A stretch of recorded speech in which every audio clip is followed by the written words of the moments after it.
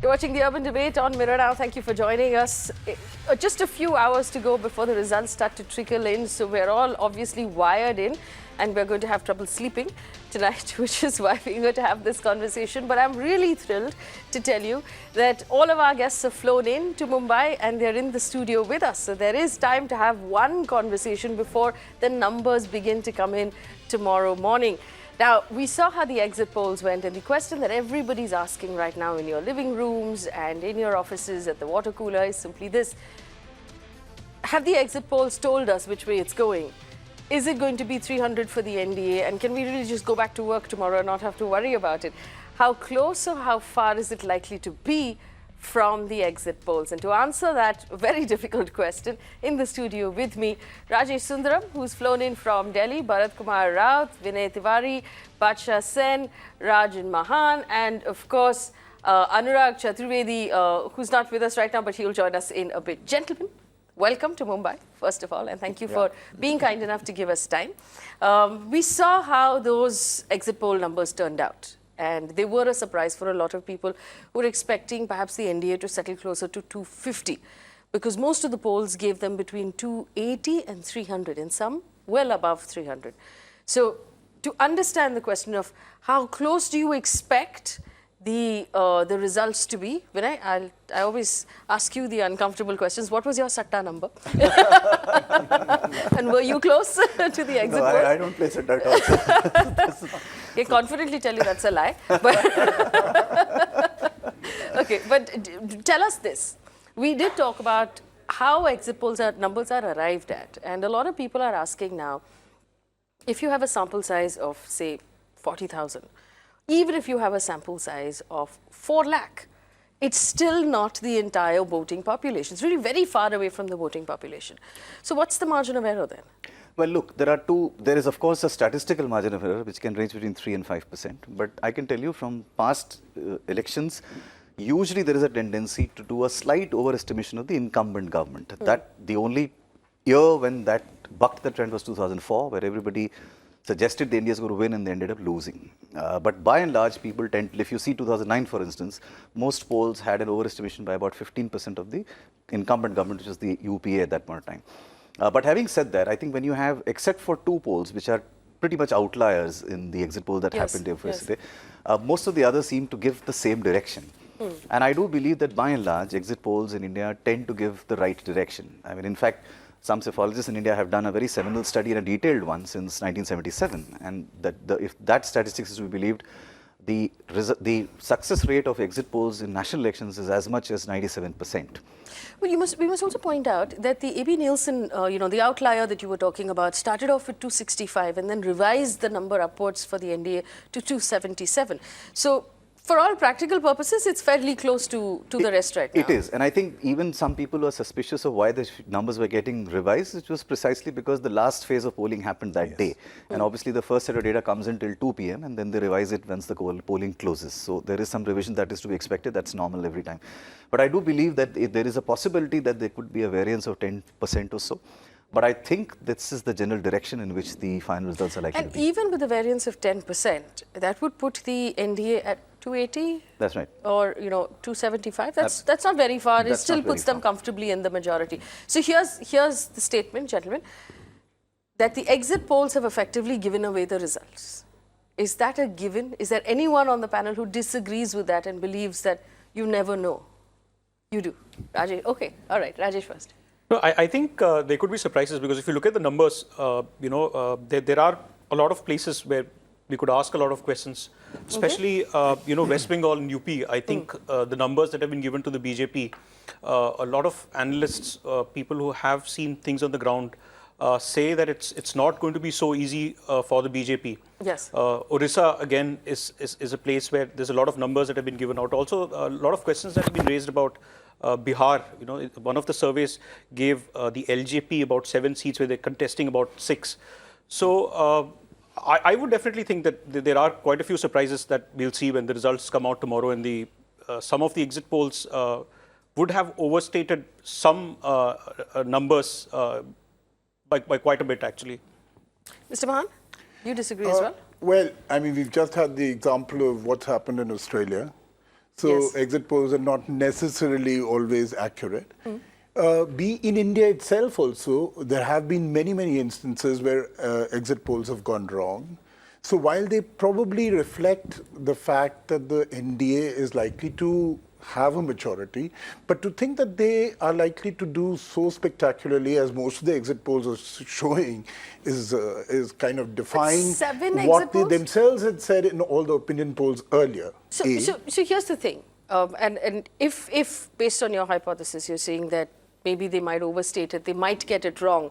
If 7 different exit polls are going to get it similarly wrong, that's not an inefficiency or an error.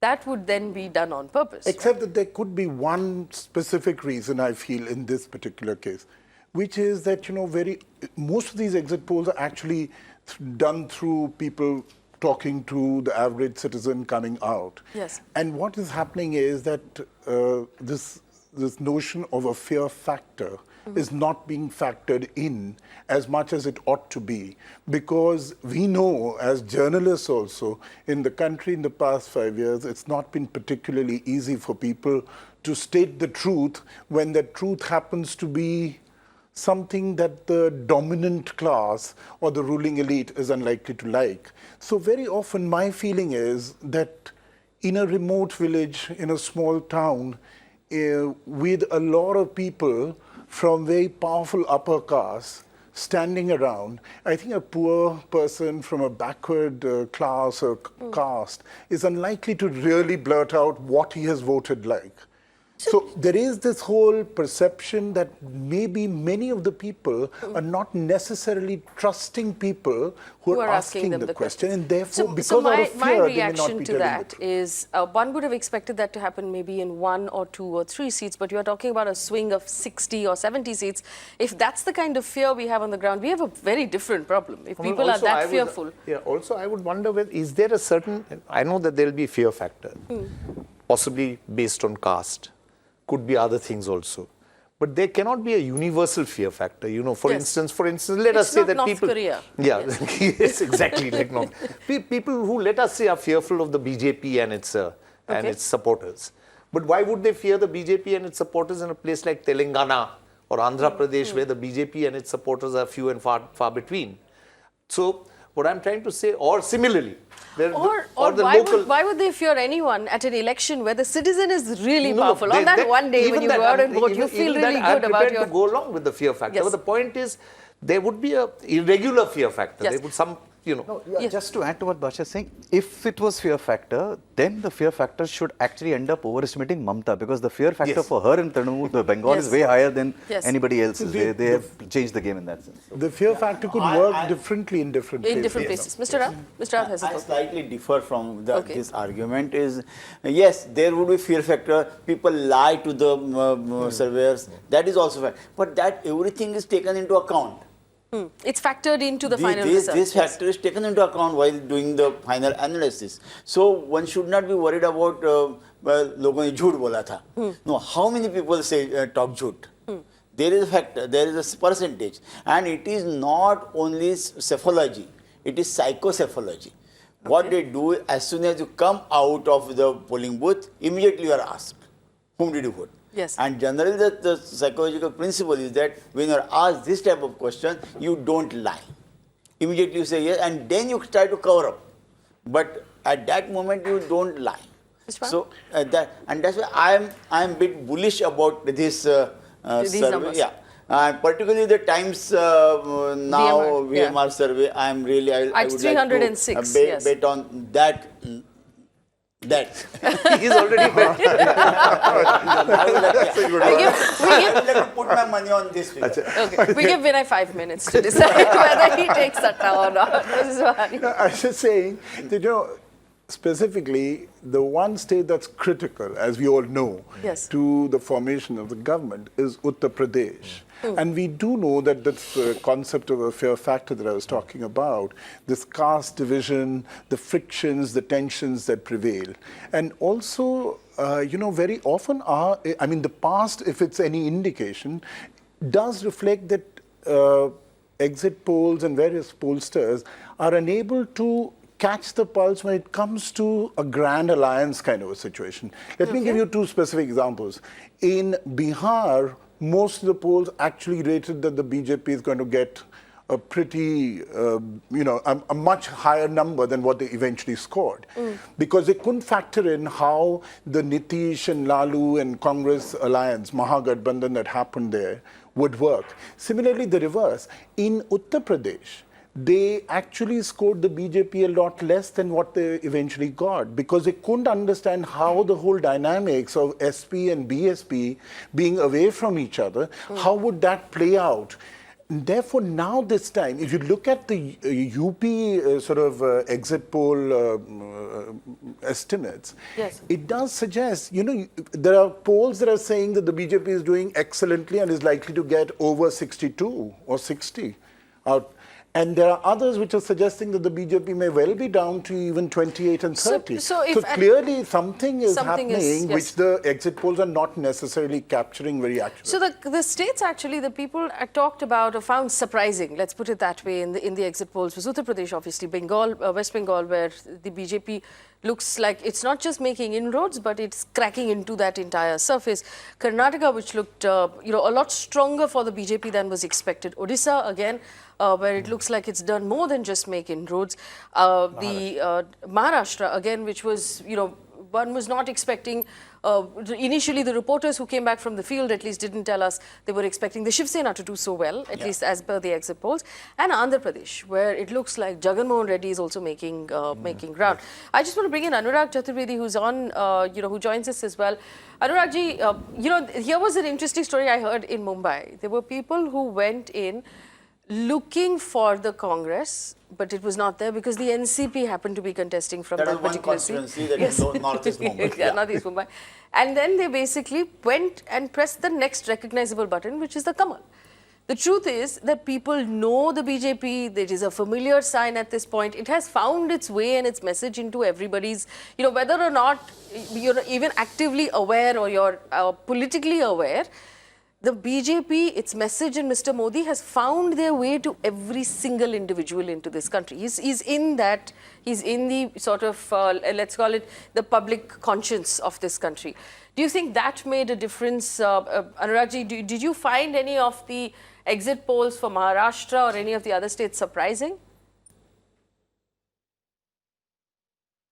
No, I feel that Modi ji was present everywhere, in every village, even in every housing society.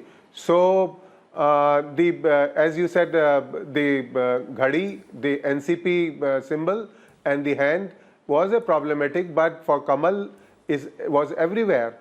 But I feel that these, in Maharashtra especially, the Shiv Sena and BJP were very weak initially, but they got momentum because of Modi ji's presence, and his presence made the change in the entire thing. But as I was listening that in Bihar and UP, the fear factor, because the upper caste was very articulative, especially the Bhumihars and the Rajputs, and they were articulating more for BJP. And this time, this exit poll, I think they did not conduct like previously, where about 250 meters away, they come and they used to poll it. But it was post-poll survey rather than the exit poll as such. And in different phases, the people reacted differently also, because in first two phases, people were very actively supporting BJP, but in midway, they rethink. And although BJP had a 14 kind of campaign with them, Modi hai to mumkin hai, Modi hi jeetega, and this kind of campaign has, I think, has some impact on the exit poll. So I still feel that the real situation will be different what we predicted in exit polls. Oh, so that's interesting. But we have a lot of questions that's coming in from our viewers. Are you comfortable taking these questions? Yes. Here's an interesting Sure. one. Adrian has written saying, not once did any exit poll survey people come and ask me or any of my family or any of my neighbors. And this has been doing the rounds on Twitter. People said, anyone on Twitter has been asked a question. We don't know who these people are talking to. So I mean, if they want to cover the entire country, they're not going to be looking at urban India, you know, South Mumbai, right? Yeah, look, I think that's a little unfair for people to expect that since nobody came to me, this poll never happened. I mean, that's not how it works. Statistical models are well established across the world and they're always representative. And the size of course, there is an optimal size that you need for a sample.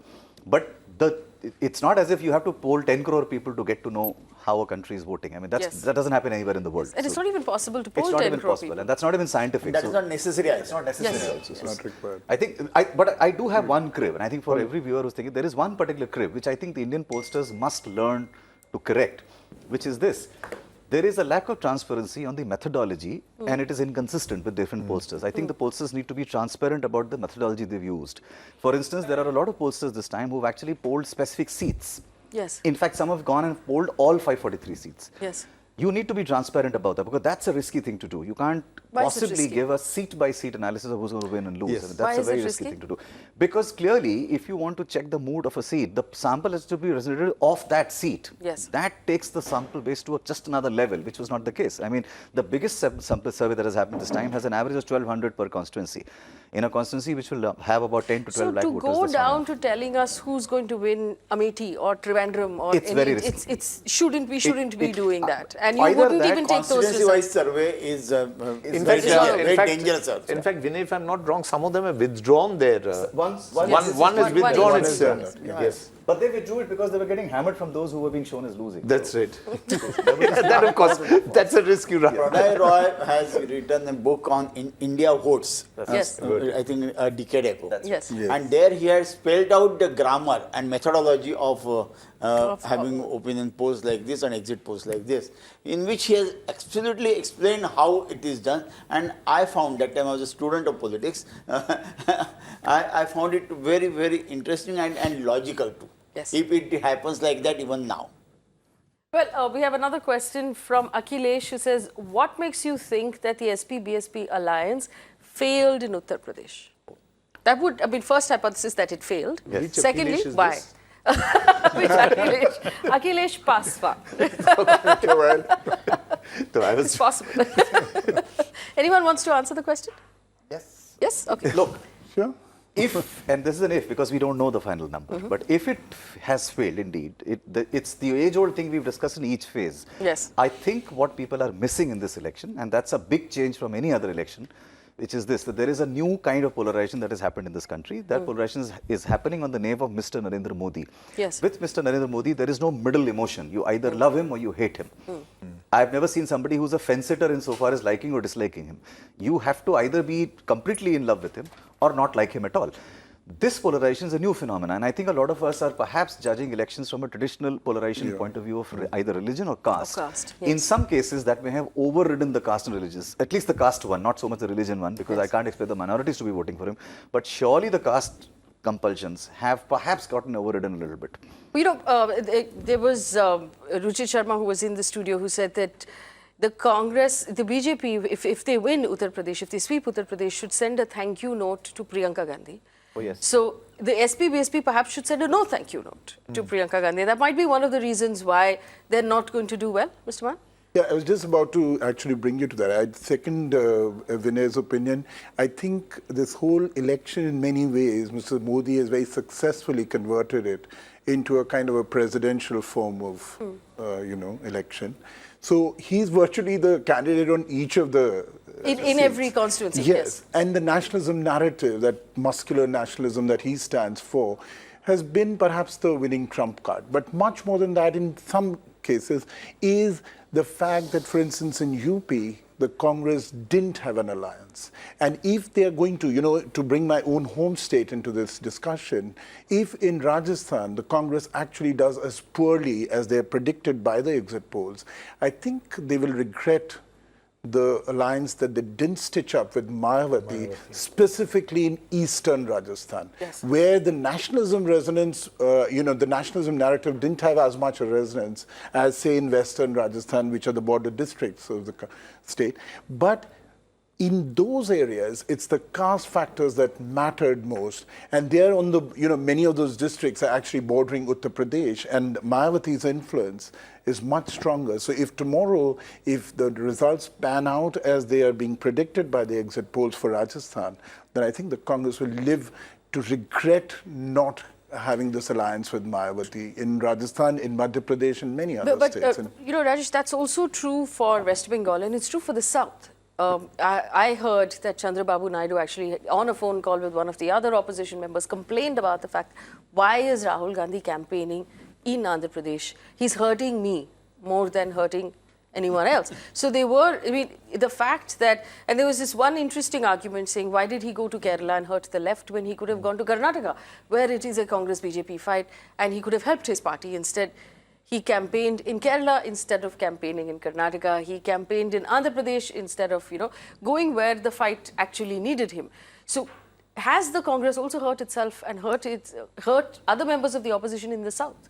Well, I think it was part of a strategy, because they did not want to give up everything for the sake, sacrifice everything for the sake of an alliance and to keep BJP out. I think that was one thought that was going. So they had a strategic tactical arrangement with some of these alliances. For instance, in UP, there were certain seats on which there was a tactical thing that they had. But also, I think that the overriding thing that came in was that they did not want to, get rid of Modi at the expense of getting the number of seats that they have down or getting their own chances affected in any way. So I think that's one of the reasons for this, So that's the interesting thing, that they didn't want to sacrifice everything. So they've, in some way, decided we will live to fight another day or another election, but we will sacrifice this one. Is that what that means? But this is a ridiculous thing. I mean, it took. They started rebuilding the party one year before the elections. I mean, Rahul Gandhi had 5 years. And right towards the end, he introduced Priyanka Gandhi a few months before the elections. And then he's doing this, a month, sorry. Yes. And he's doing tactical alliances to lose the election. I mean, how can a party do an alliance to lose, for God's sake? So effectively, what you're saying is that the Congress might have gone out into this election saying, we'll lose this one. We'll win the next one. But we'll be okay to fight another one. So you lose the semi-finals and win the... Somewhere had made a statement also that we are preparing for 2024. One thing you asked me to lay my bets on something, I can lay my bet on at least one thing. Tomorrow evening, you will find at least 7 to 10 seats. The Mahagathbandhan would have lost because of the Congress. Which our audience can see from the vote share split. It is absolutely clear, because see, the last time the vote share was about 8-9%. This is likely to go up to 11 to 12%. In a multi-cornered contest, an 11% vote share is invaluable.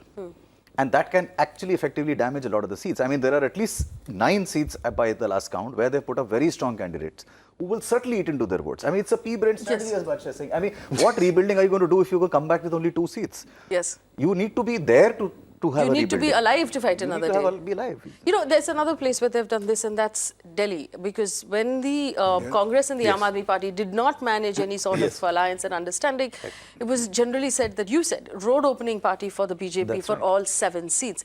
And the exit polls, if we were to go by what the exit polls say, is that the BJP will have all 7 on 7 in Delhi. Absolutely. So was that again a mistake? Yes, again, certainly, except for the fact that at some point of time there was a difference of opinion whether Aam Aadmi wanted seats in reciprocal seats in Haryana, Punjab and Haryana, which probably, coming from where the Congress is, I can understand that they were reluctant to accommodate the Aam Aadmi Party there. But so arrogance on both ends then? Yeah.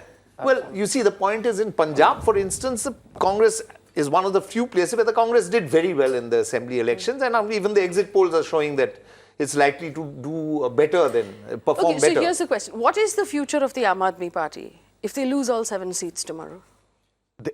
Most likely, it looks like they will. In fact, one of the findings of the surveys, the exit polls, is very interesting, that the Congress seems to have replaced the AAP as the number 2 party. And that's a tectonic shift because it clearly means that the advantages they had in the assembly elections, they've frittered away to a large extent. In most places, the vote shares seem to be second for Congress and not for the AAP. Okay, I so wouldn't be surprised if the Aam Aadmi Party wins the next assembly elections in Delhi, not necessarily with the huge margin, but it's likely, yeah. But Lok Sabha would be different. So here's the question. So if you're saying that the Congress cut votes, everywhere it did not have an alliance. In Maharashtra, it did have an alliance. The Congress-NCP alliance was very clear. They knew, before the BJP Shiv Sena knew that they were getting married, Congress and NCP have been in a relationship for a very long time. For last 4.5 years, they have been working Yes. together. Yeah. So what happened in Maharashtra? Because they haven't performed as well as people expected them, based on the exit polls. I have to keep saying No that. leadership. No leadership. Mr. Rao? Yeah, yes, exactly. NCP does have leadership. That is one man, that is like Modi at the national level, Sharad Pawar at the state level, and yes. NCP. So he is there. But beyond that, again, there is no leader. There is one Ajit Pawar, his own nephew. He also fights. But for Congress per se, there is no leader, not even a district leader for Congress. Yes. So therefore, they had a problem.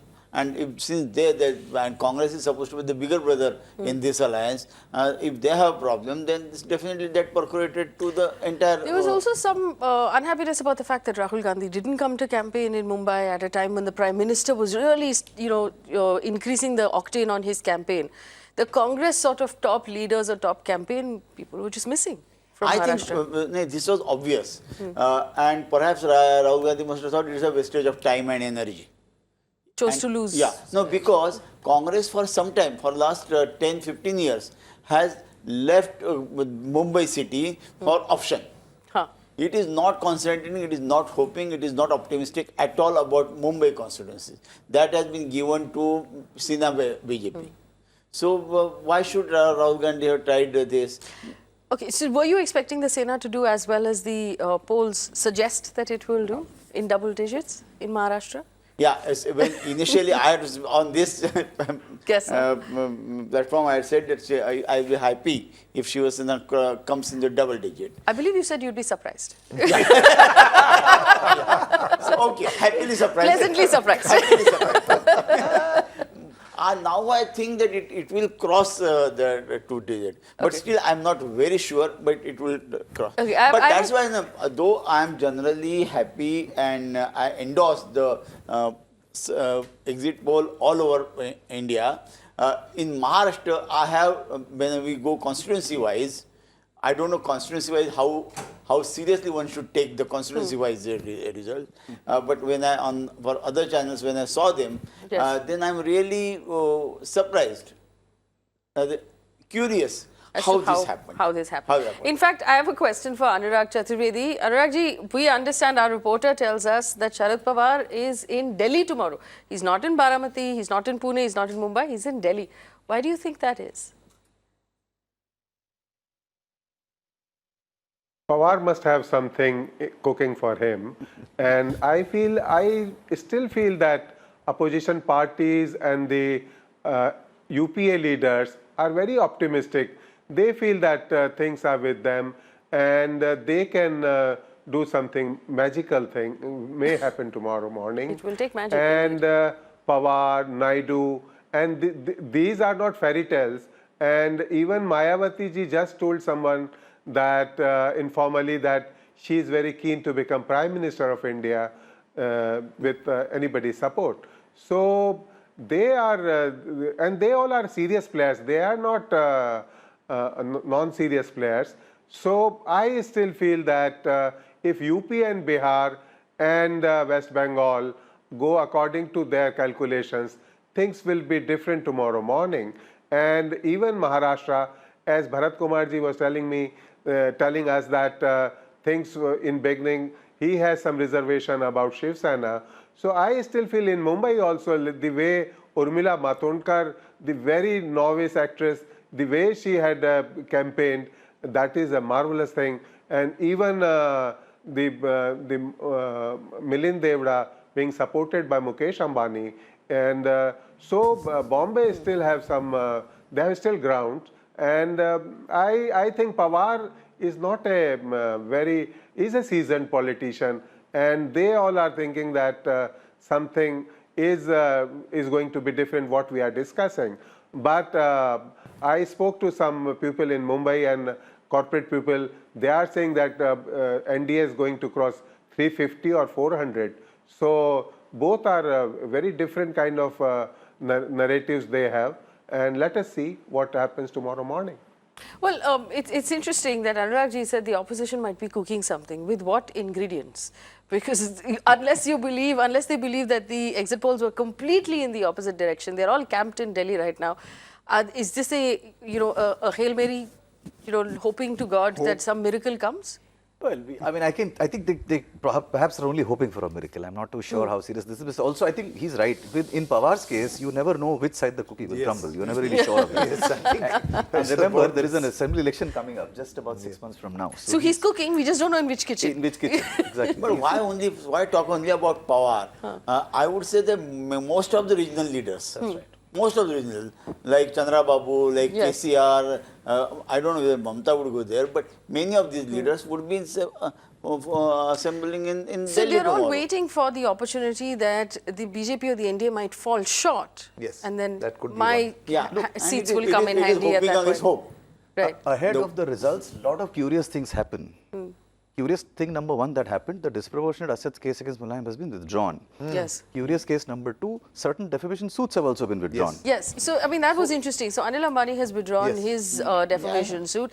The Adani group has withdrawn the defamation suit that they had against journalists. So, one has been withdrawn from the Congress, the other one against some journalists, and one wonders if it's interesting, it's all happened on the same day. Yeah, and these things, exactly. So these things tend to happen just before results come out. And so it's That's a curious. very intriguing development, isn't it? Yes. So That is one actually a very corporate doesn't intriguing know- development. Yeah. We don't know what to make of this actually. Yeah, correct. I have a feeling you do, but none of you are saying. No, actually, no, honestly, I don't think we should read too much into it. But yes, in the case of You brought Mulayam it Singh, up. it's curious. Because, no, in the case of the Samajwadi Party, the registration and the withdrawal has all happened within 2 months. So that's even more curious. Well, we should also perhaps then keep an eye on all the cases against Mayawati at this point and see which way that's going. But there's an interesting question that's come in. One of our viewers wants to know, is it possible that Jagan Mohan Reddy's YSRCP and Chandrababu Naidu's TDP might ally with the same side? Rajesh, do you think that's a possibility? Anything is possible, and I think as far as Chandrababu Naidu is concerned, he's been with the NDA, he's been with the UPA, and if you speak with people in his party, they say that they're not really very much opposed to going with the BJP at any point. They're keeping all the options open. So there could be a possibility of this happening, because I think while if you look at the exit polls that have been done by the Telugu media, there there's a wide variation in that. Some of them give all of it to Telugu Desam party, some of them are giving all of it to YSR. So clearly, I think they will get an even share of the seats, and I think those seats would be significant to anybody who wants to form the government if in the we center. look at the history, one would assume that that Jagan Mohan Reddy would be uncomfortable with the Congress. Yeah, because I think under the UPA, all that he has had to go through, the cases and the jail term and all of that, I think that's something. And the cold shoulder after his father's death, when he was expecting more of a warmer reception.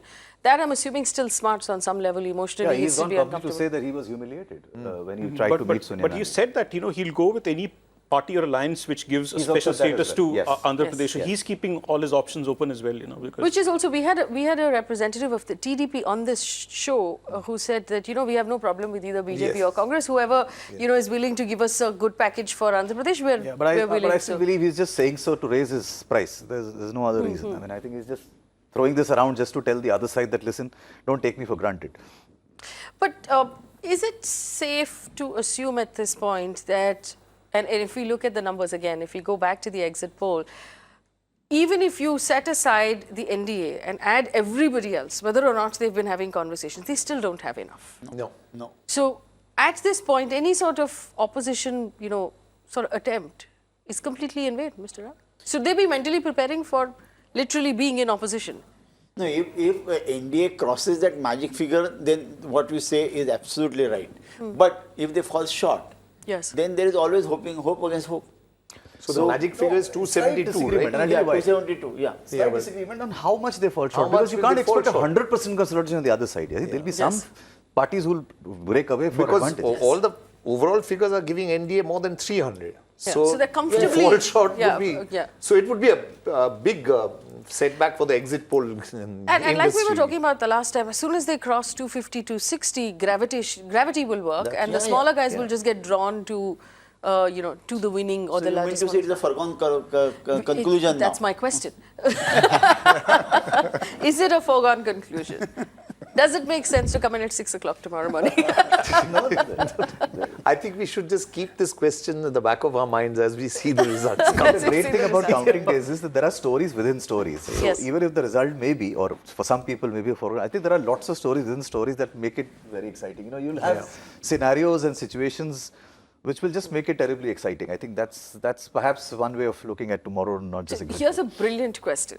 By what time tomorrow will we know clearly which way this is going? Because, and I'll tell you where this is coming from. The Election Commission today actually, while it was deciding to throw out all of the opposition's questions and not give reason for why it's throwing out the opposition question, and for our viewers who are asking that question, that discussion's coming up at 10 o'clock. But while it was doing that, it also said that, first we will count the postal votes and then we'll begin counting. And it actually gave out a warning that the leads will come in only by 4 o'clock and the final results much later. Does that mean we will still know by about 12, 1 o'clock tomorrow? No. So I think there is a slight confusion over the process. This is the standard process. The postal ballots are always counted first, and they take time because the postal ballots have to be verified and vetted by at least an ARO rank officer. That's the rule. Now, the reason why they've specified this is this, because this time the postal ballot quantum is higher than ever before. This is the highest number of postal ballots that the Election Commission has received from the services. So the number is much higher, and that's why they're fearing that it will take a little longer. That is one. Two, in Lok Sabha elections, states are inconsistent in the speed they start reporting the first round. So you will see the leads will start coming in for, say, about 100 seats by about 9:30 or 9:40. The real test of leading or coming first comes in only when all seats start reporting, all 542. Yes.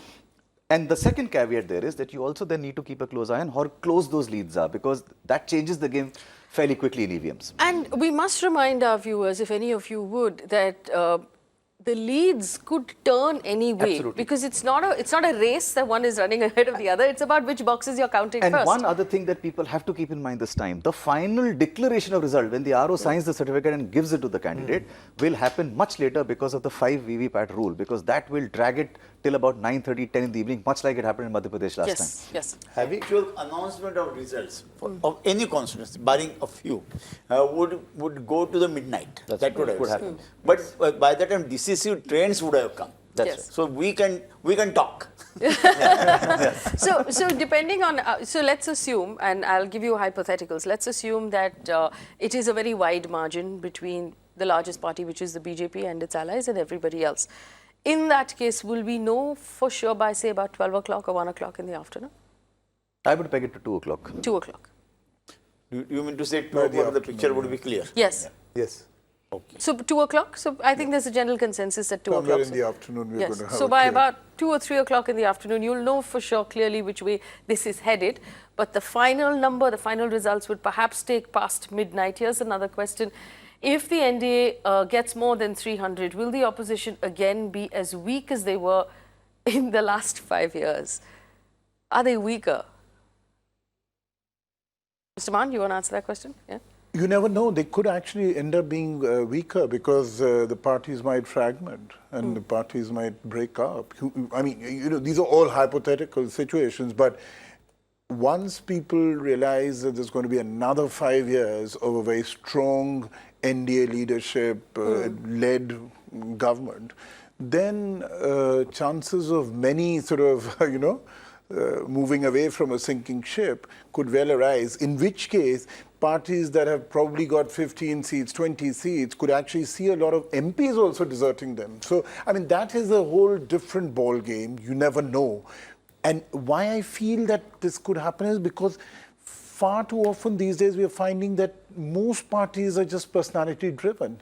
Yes. Ideology and a commitment to certain values is increasingly finding shrinking space in our polity. We saw that happen in Telangana. After the TRS swept the state assembly, almost, they had, I think, a handful of MLAs who were in opposition, who also then switched sides, and it became an entirely, it's almost no opposition at all, Rajesh. Sure, I mean, all the winnable candidates were bought and taken over. I mean, I'm saying bought, but that not mean necessarily with money, but with whatever favors. So that's what they've done, So to make sure that you win, whoever is winnable, I think that's happened in Gujarat as well, like the Congress leaders were there. There's been a lot of defection that's happened there as well. And also, let's talk about party cadre, because when they find themselves on the, on the losing side very often, like Mayawati perhaps and her team will have to consider this, will they start to lose people on the ground? I was about to say that, to add to what Bachchan and Rajesh said. Actually, the biggest fear is for the organizational structure, because for them, being in power is their passport to a lot of things locally, because typically the block presidents, the district presidents are people who've got local businesses, local interests, and them being out of power affects their core, which is the other things that they do to keep to be earning something in life.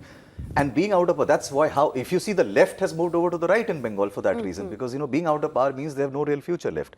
So you may well see that, and I think that's where the test of the opposition will come in, where you ask that question, whether they'll get weakened. I think whichever party can hold on to their cadre and galvanize them is the party that's likely to survive. Otherwise, the ones which can't will disintegrate. I think also much will depend on the assembly elections that will follow all this, UP, Maharashtra.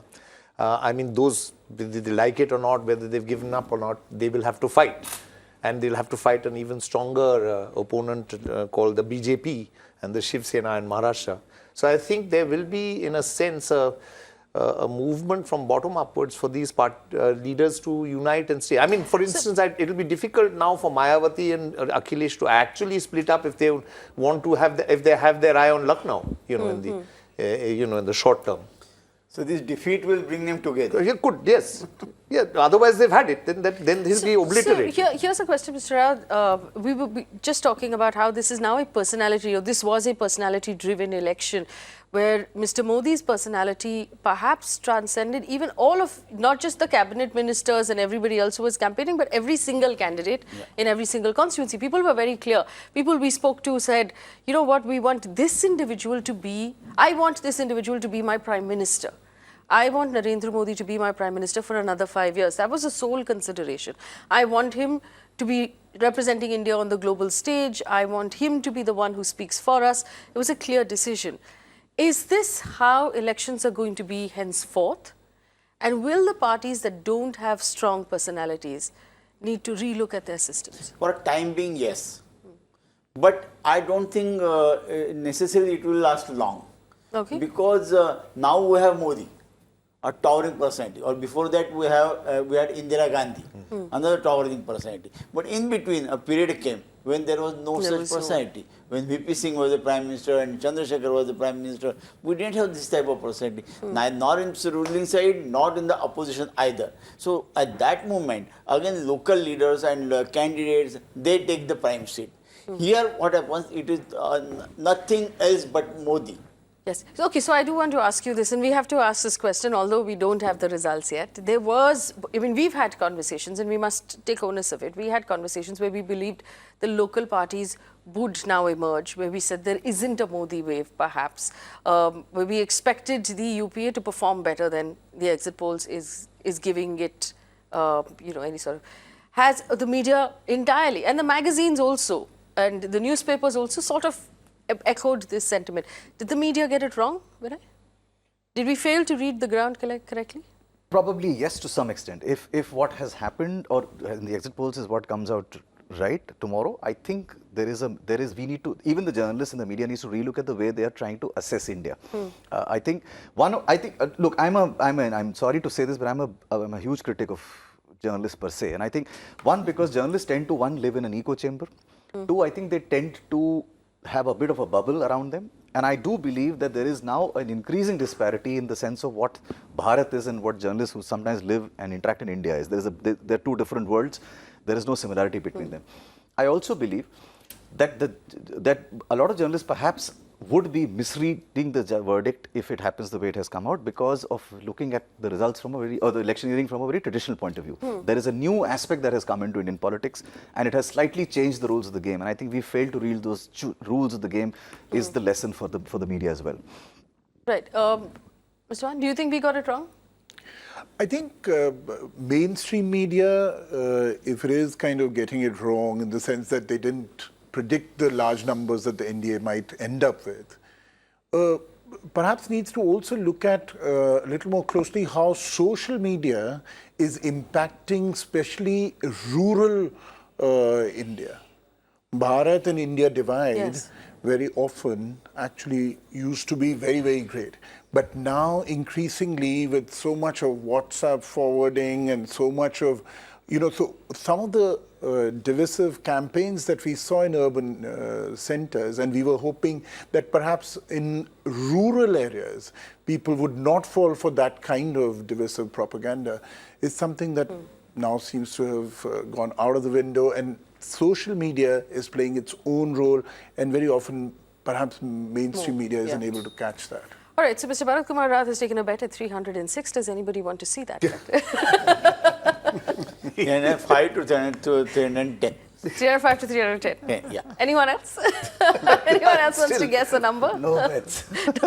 No numbers, but I think lower than 300 for sure. Lower than 300. Rajesh? India. I would go with that as well. India, I think, will be, without putting a number, substantially lesser than what the top side of most of the exit polls are suggesting, is what I would say. And the UPA, especially, if you look at certain states where I feel the numbers that have been given to the NDA don't match the reports that you're getting from the ground.